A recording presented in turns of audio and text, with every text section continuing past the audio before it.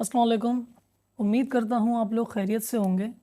अच्छा, मुझे बहुत सारी कॉल्स रिसीव हो रही हैं और मैसेजेस रिसीव हो रहे हैं व्हाट्सएप पर भी कि लोग पूछ रहे हैं कि हम ये कोर्स कैसे लें। तो पहली बात मैं आपको यहाँ पे क्लियर कर दूँ कि इस कोर्स के लिए कोई फॉर्म भरने की ज़रूरत नहीं है और कोई फ़ीस नहीं है इसकी। ये मेरे यूट्यूब चैनल पे ये कोर्स बिल्कुल फ्री है। तो आपको सिर्फ करना ये है कि मेरा पेज को लाइक करना है और यूट्यूब चैनल को सब्सक्राइब करना है और बेल आइकन पर क्लिक करना है, ताकि कोई भी न्यू क्लास जब अपलोड हो तो आपको उसकी बर वक्त नोटिफिकेशन मिल जाए। आई होप कि ये आपको क्लियर हो गया होगा। अच्छा, आए शुरू करते हैं अपने टैक्सेशन की क्लास। अच्छा, सबसे पहले तो आपको ये जान लेना बहुत ज़रूरी है कि डायरेक्ट टैक्स और इनडायरेक्ट टैक्स क्या होता है। दो तरीके के टैक्सेस होते हैं, एक डायरेक्ट टैक्स होता है और एक इनडायरेक्ट टैक्स होता है। सबसे पहले हम बात करते हैं डायरेक्ट टैक्स की। डायरेक्ट टैक्स वो टैक्स होता है जो आपकी इनकम पे डायरेक्टली चार्ज होता है। फॉर एग्ज़ाम्पल, जो भी आपकी सोर्सेज ऑफ इनकम है उस पे जो भी टैक्स डायरेक्टली चार्ज होगा उसको हम कहेंगे डायरेक्ट टैक्स। इनकम टैक्स भी हम कहते हैं इसको, डायरेक्ट टैक्स को। फॉर एग्ज़ाम्पल, अगर आप सैलरी से इनकम अर्न कर रहे हैं, आप बिज़नेस से इनकम अर्न कर रहे हैं, आप कैपिटल गेन से इनकम अर्न कर रहे हैं, आप डिविडेंड से इनकम अर्न कर रहे हैं, या आप इंटरेस्ट से इनकम अर्न कर रहे हैं, जो भी इन सोर्सेज से आप इनकम अर्न करते हैं, तो इस पे जो टैक्स डायरेक्टली चार्ज होता है, इस इनकम पे जो टैक्स डायरेक्टली चार्ज होता है उसको कहते हैं हम डायरेक्ट टैक्स। अब बात करते हैं इनडायरेक्ट टैक्स की। इनडायरेक्ट टैक्स क्या होता है? इनडायरेक्ट टैक्स वो होता है जो consumption of goods and services पे लगता है। ध्यान से सुनिएगा, जो consumption of goods and services पे लगता है उसको हम इनडायरेक्ट टैक्स कहते हैं।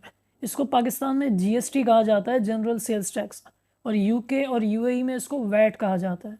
इसको हम इनडायरेक्ट टैक्स इसलिए कहते हैं क्योंकि ये फाइनल कंज्यूमर बेयर कर रहा होता है ये वाला टैक्स। फॉर एग्जांपल, एक कोल्ड ड्रिंक आपने ली है 100 रुपीज़ की, तो उसकी जो प्राइस होगी वो 84.5 या 85 के करीब होगी। बाकी 14.5 रुपये या 15 रुपये इस पर टैक्स लगा हुआ होगा।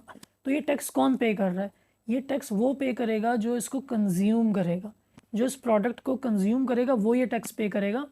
जो इनडायरेक्ट टैक्स होता है ना, उसकी एक चेन होती है। वो ये चेन होती है कि सबसे पहले जो मैन्युफैक्चरर है वो वो ये टैक्स को पास ऑन करता है होलसेलर को, होलसेलर पास ऑन करता है रिटेलर को, रिटेलर फाइनली इसको पास ऑन करता है कंज्यूमर को।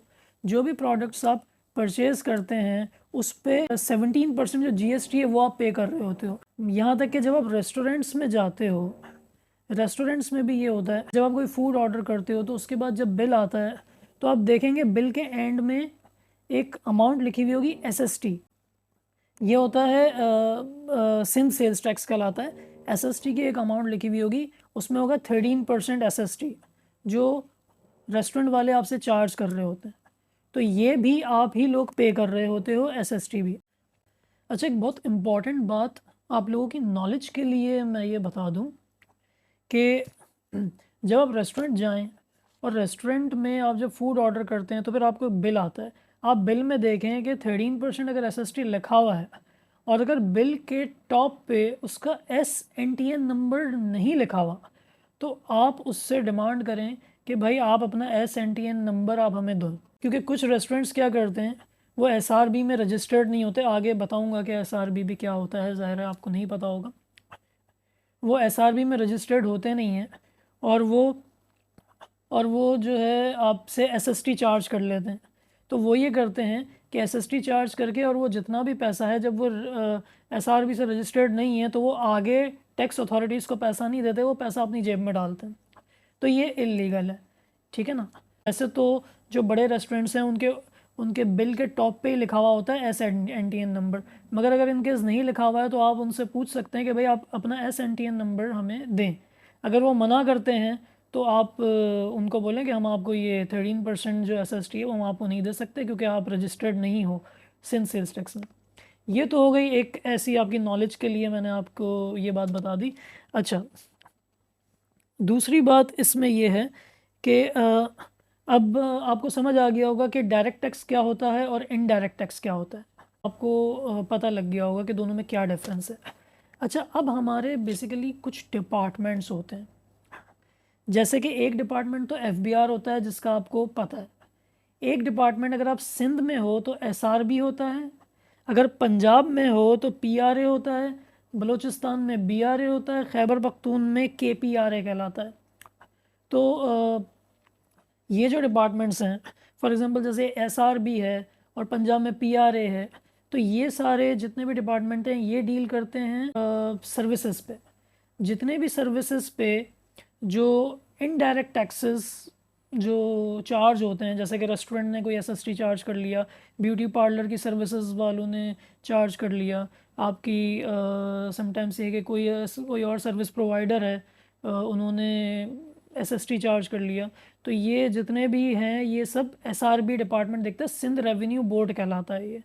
तो ये सारा एसआरबी के डोमेन में आता है। अच्छा, क्योंकि हमारा जो ये कोर्स है ये बेसिकली इनकम टैक्स के लिए डिज़ाइन हुआ है, तो हम इसमें ये सेल्स टैक्स और एसआरबी इसमें हम कवर नहीं करेंगे। वो उसके लिए भी हम एक सेपरेट कोर्स लॉन्च करेंगे आगे चल के इंशाल्लाह, तो वो फिर हम उसमें कवर करेंगे। इसमें हम जो कवर करेंगे वो हम इनकम टैक्स कवर करेंगे। सेकंड जो अथॉरिटी है वो है FBR. FBR federal board of revenue, जो नाम से ही बहुत क्लियर है कि ये फेडरल है। ये इनकम टैक्स को डील करता है और जो सेल्स टैक्स गुड्स पे चार्ज होते हैं उसको एफबीआर डील करता है। जो सर्विसेज पे चार्ज होंगे उनको प्रोविंशियल अथॉरिटी एसआरबी पीआरए ये डील करते हैं। ठीक है, आई होप ये कॉन्सेप्ट आपको क्लियर हो गया होगा। तो हमारा जो ये कोर्स है वो बेसिकली इनकम टैक्स से रिलेटेड है, तो हम एफबीआर की बात करेंगे, फेडरल बोर्ड ऑफ रेवेन्यू की हम इसमें बात करेंगे। टैक्सेशन के बेसिकली इनकम टैक्स के शॉर्ट में अगर मैं बताऊं तो 3 स्टेप्स होते हैं। सबसे पहला कि आपको इनकम कैलकुलेट करनी होगी, कैलकुलेट इनकम। सेकंड, उस इनकम पे आपको टैक्स की कंप्यूटेशन करनी होगी, कंप्यूटेशन ऑफ टैक्स। और तीसरी कि आपको जो इनकम टैक्स बना है वो आपको पे करना होगा। ठीक है, तो ये 3 स्टेप्स हैं, ये आप याद रखिएगा। अच्छा, दूसरा ये है कि जब भी कोई भी क्लाइंट आपके पास आए और बोले कि मुझे अपना इनकम टैक्स रिटर्न फाइल करवाना है, तो पहला सवाल आप उससे क्या पूछेंगे? पहला सवाल आप उससे पूछेंगे कि what is your source of income, कि आपकी सोर्स ऑफ इनकम क्या है। अब मैं यहाँ पे आपको सोर्सेज ऑफ इनकम बता देता हूँ, डिटेल में इंशाल्लाह आने वाली क्लास में इसको हम कवर करेंगे। एक ओवरव्यू दे देता हूँ। देखिए, सोर्सेज ऑफ इनकम जो भी होती है ना, वो 7 या 8 टाइप की होती है। सबसे पहले एम्प्लॉयमेंट इनकम, यानी इनकम फ्रॉम सैलरी हम इसको कहते हैं, यानी जो आप अपनी सैलरी से जो भी इनकम आप अर्न कर रहे हो उसको कहते हैं इनकम फ्रॉम सैलरी, जिस पर टैक्स चार्ज होता है। सेकंड होती है इनकम फ्रॉम बिजनेस, यानी जो भी आपने कारोबार किया, बिजनेस किया, उससे जो आपको इनकम अर्न होती है वो इनकम फ्रॉम बिजनेस में आती है।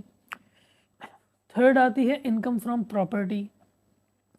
वो ये होती है कि जो भी प्रॉपर्टी आपने रेंट आउट की है और वो रेंट आपको एज अ रेंट इनकम आप अर्न कर रहे हो, ये थर्ड सोर्स ऑफ इनकम होती है जिस पर टैक्स चार्ज होता है, जिसको प्रॉपर्टी इनकम भी कहते हैं और रेंटल इनकम भी कहते हैं। चौथा होता है कैपिटल गेन। कैपिटल गेन क्या होता है, एक सिंपल समझ लें। कैपिटल गेन ये होता है कि जैसे आपने शेयर्स परचेज़ किए, फॉर एग्ज़ाम्पल आपने 5 रुपये का शेयर परचेज़ किया और 15 रुपये का शेयर बेच दिया, तो ये जो एक बीच का जो एक अमाउंट गेन आपने किया उस पर 10 रुपये का, वो कहलाता है कैपिटल गेन। तो जो 10 रुपये का आपने गेन किया इस पर आपको इनकम टैक्स पे करना होता है। इसी तरीके से प्रॉपर्टी भी होती है कि जो लोग प्रॉपर्टी सेल और परचेज़ के बिजनेसेस में होते हैं, तो लेट से कि कोई प्रॉपर्टी 70 लाख की किसी ने परचेज़ की और 1 करोड़ की बेच दी, तो 30 लाख का जो अमाउंट बनी उस पर कैपिटल गेन टैक्स चार्ज हो जाता है, तो उस अमाउंट पर टैक्स चार्ज होता है। उसका डिफरेंट स्लैब्स हैं, वो सारे हम डिस्कस करेंगे इंशाल्लाह आने वाली क्लासेस में। अच्छा, फिर आती है हमारी डिविडेंड इनकम, यानी कुछ शेयर्स जो हमने परचेज़ किए हुए हैं और उस पर कुछ डिविडेंड्स आपको मिल रहे हैं, तो वो डिविडेंड इनकम में आती है। फिर एक और सोर्स होती है जिसको हम कहते हैं इंटरेस्ट इनकम। बैंक में इन्वेस्ट किया हुआ है या बॉन्ड्स लिए हुए हैं तो उस पर आपको इंटरेस्ट आ रहा होगा, तो वो इंटरेस्ट इनकम कहलाती है। एक होती है आपकी कमीशन इनकम, यानी जो भी आपने कमीशन, ब्रोकरेज कमीशन अर्न किया है उस पर एक टैक्स की अमाउंट डिडक्ट होती है। तो ये सारी डिटेल्स, ये सारी जितनी भी सोर्सेज हैं इसको हम डिटेल में 1 बाय 1 कवर करेंगे। उम्मीद करता हूँ आपको ये जो डायरेक्ट इनडायरेक्ट टैक्स का कॉन्सेप्ट और जो आज हमने बातें की वो आपको समझ आई होंगी। तो ये क्लास हम यहीं तक रखते हैं और फिर नेक्स्ट क्लास में हम इंशाल्लाह बात करेंगे कि किन लोगों को इनकम टैक्स का रिटर्न फाइल करना चाहिए और कौन लोग एग्जाम्प्ट होते हैं जिनको इनकम टैक्स का रिटर्न फाइल नहीं करना है। और बाकी फिर हम शुरू करेंगे सैलरी इनकम से कि अपनी नेक्स्ट क्लास में कि सैलरी की इनकम की कंप्यूटेशन कैसे होती है और उसका टैक्स रिटर्न कैसे फाइल किया जाता है। तो अपना बहुत ख्याल रखिएगा। न्यू क्लास भी मैं बहुत जल्दी अपलोड करूँगा, तो अगर आपने चैनल सब्सक्राइब किया हुआ होगा और बेल आइकन पे क्लिक किया होगा तो आपको नोटिफिकेशन मिल जाएगी। Have a good day. अल्लाह हाफ़िज़।